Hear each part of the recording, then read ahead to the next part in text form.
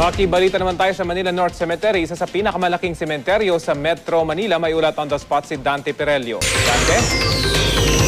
Yes, Rafi, dito nga sa Manila North Cemetery, 3 araw pa bago sumapit ang undas, kasado na ang lahat. Patuloy ang buhos rito sa Manila North Cemetery ng mga taong naglilinis at nagpapaganda ng puntod ng kanilang mga yumaong mahal sa buhay. Ngayon lang kasi nagkaroon ng pagkakataon makapaglinis dito gawa ng busy sa trabaho. Kaya taon-taon lang ito nangyayari, isang beses lang, kaya ngayon lang kami, malayo din kasi kami dito. Ni-restore ko nga ito, tapos nilagyan ko ng konting extension, nilagyan ko ng terrace, kaya ako namamahala dito. Kasi nandito yung father ko, kapatid ko, mother ko ngayon, yung huli. Saka yung kuya ko ngayon.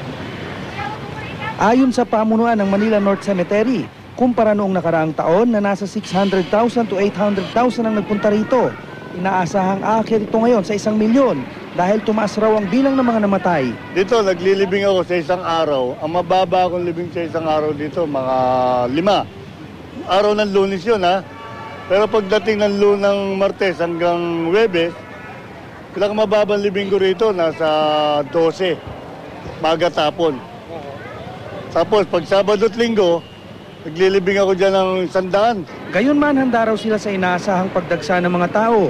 Katunayan, nakakasana ang mga daraanan ng mga bibisita kung saan ang sistema, hiwalay ang mga babae, lalaki at mga matatanda. Nakatayo na rin ang mga tent para sa help and assistance desk ng pulis at medical teams. Ang mga nagtitinda naman ng mga pagkain, bulaklak at kandila, ilang araw na rin nakapwesto sa loob ng sementeryo. Pero bukas, sa labas na lang sila papayagang magtinda. 25 pesos hanggang 500 pesos ang presyo ng bulaklak, depende sa klase, ayos at dami.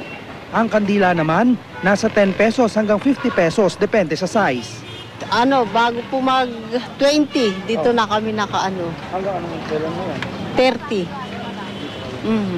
Tapos pag 30, sa labas na nga po kami na doon na kami nakapwesto.